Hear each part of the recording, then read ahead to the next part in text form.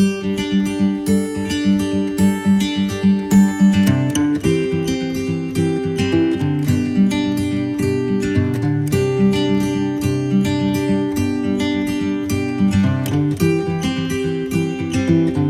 akan membahas mengenai tipe-tipe telur.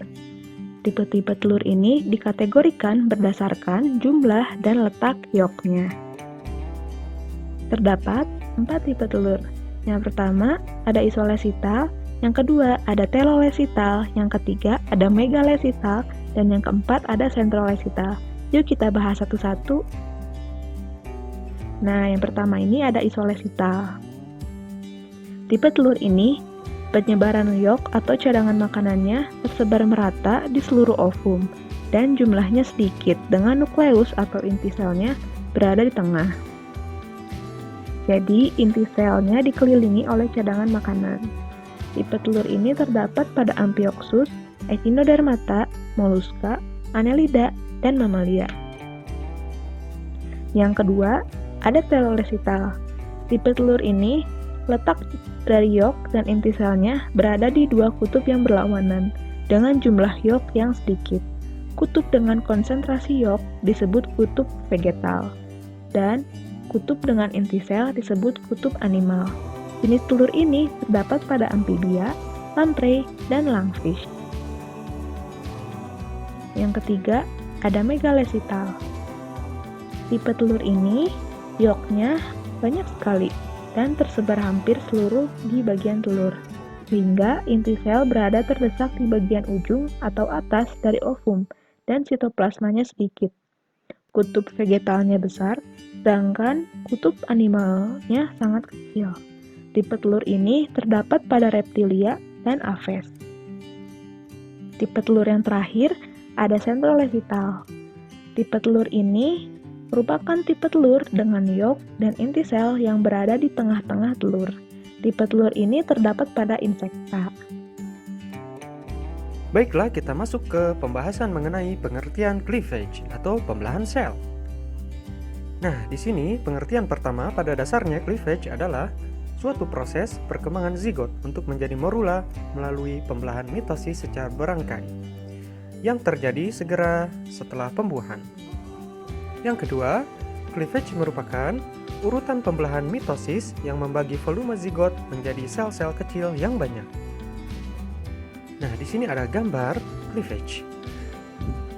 Sebelum proses ini terjadi, ada proses yang dinamakan fertilisasi, yaitu pembuahan, bergabungnya antara sel telur dan sel sperma. Nah, di sini ya. Selanjutnya akan terbentuk zigot. Dari 12 hingga 24 jam pertama, zigot terbentuk, akan terjadi pembelahan-pembelahan sel yang sangat cepat. Dari 2 sel ke 4 sel, lalu 8 sel, 16, dan 32. Nah, di sini kita bisa lihat polanya nih. Apa itu? Ini dia, 2 pangkat N. Ya. Kita lihat contoh. Sebagai contoh, di pembelahan kedua, 2 pangkat 2, yaitu 4 sel. Pembelahan ke-4 berarti 2 pangkat 4, yaitu 16 sel. Mudah bukan? Selama proses pembelahan, bidang yang ditempuh oleh arah pembelahan ketika zigot mengalami pembelahan itu berbeda-beda. Ada 4 macam bidang pembelahan, yaitu ekuatorial, latitudinal, meridional, dan vertikal. Bidang pembelahan ekuatorial sendiri merupakan bidang yang tegak lurus terhadap poros kutub animal dan vegetal. Letaknya di pertengahan antara kedua kutub. Untuk latitudinal yaitu bidangnya sejajar dengan bidang ekuator mendekati kutub animal dan kutub vegetal.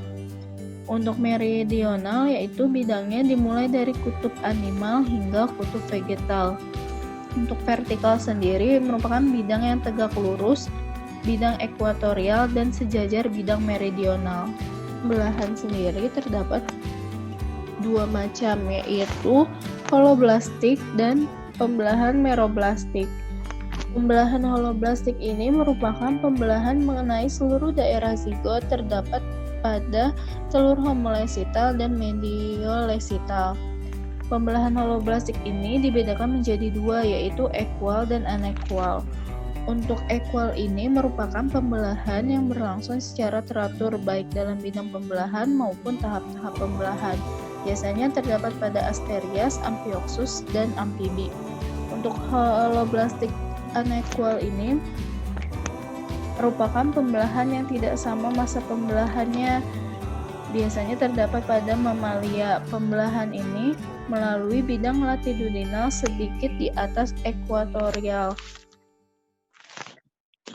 Kemudian untuk pembelahan meroblastik ini merupakan pembelahan yang hanya pada zigot di sebagian kecil kutub animal, yakni bagi seluruh germinal disks dan mengenai sedikit yolk. Tipe pembelahan berdasarkan tipe telur. Perbedaan tipe pembelahan dipengaruhi oleh beberapa faktor. Yang pertama dipengaruhi oleh distribusi protein yolk yang terdapat pada sitoplasma. Yang kedua, faktor sitoplasma telur yang mempengaruhi sudut spindel mitosis dan waktu pembelahannya. Pembagiannya yang pertama ada isolesital. Isolesital tipe pembelahannya adalah holoblastik, yang berarti blastomer hasil pembelahan terpisah sempurna. Pola pembelahannya ada radial, bilateral, spiral, dan rotasional. Pola pembelahan radial banyak ditemui pada Echinodermata dan Amphioxus. Bilateral ditemui pada Ascidian, spiral pada Mollusca, dan rotasional pada Mamalia. Berikut adalah gambar simulasi pembelahan pada isolesital. Pada pembelahan pertama terbagi menjadi 2 sel, dan pembelahannya terjadi secara vertikal. Pada pembelahan kedua, terjadi secara vertikal juga dan menghasilkan 4 sel. Pada pembelahan ketiga, terjadi pembelahan secara horizontal dan menghasilkan 8 sel. Lalu seterusnya seperti itu, dan pada pembelahan keempat, terjadi secara vertikal, pada kelima secara horizontal, keenam secara vertikal, dan ketujuh secara horizontal.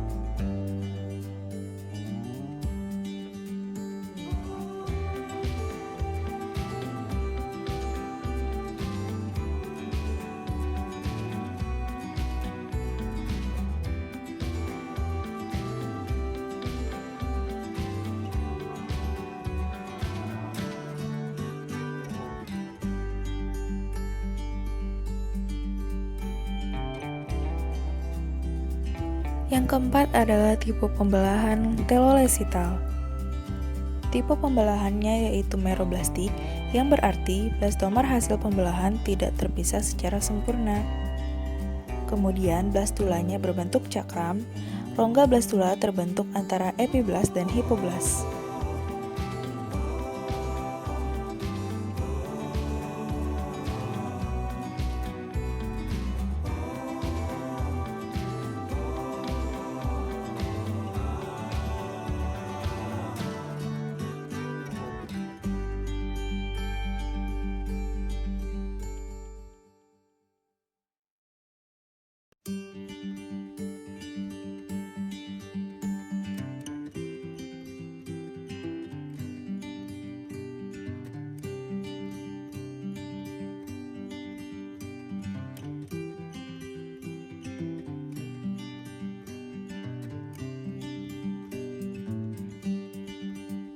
Adalah tipe pembelahan sentrolesital. Tipe pembelahan ini adalah meroblastik, yang artinya blastomer hasil pembelahan tidak terpisah secara sempurna. Lalu pola pembelahan yang superficial, bentuk blastulanya bulat hingga silindris, dan blastulanya tidak memiliki rongga. Tipe ini dijumpai pada serangga dan arthropoda.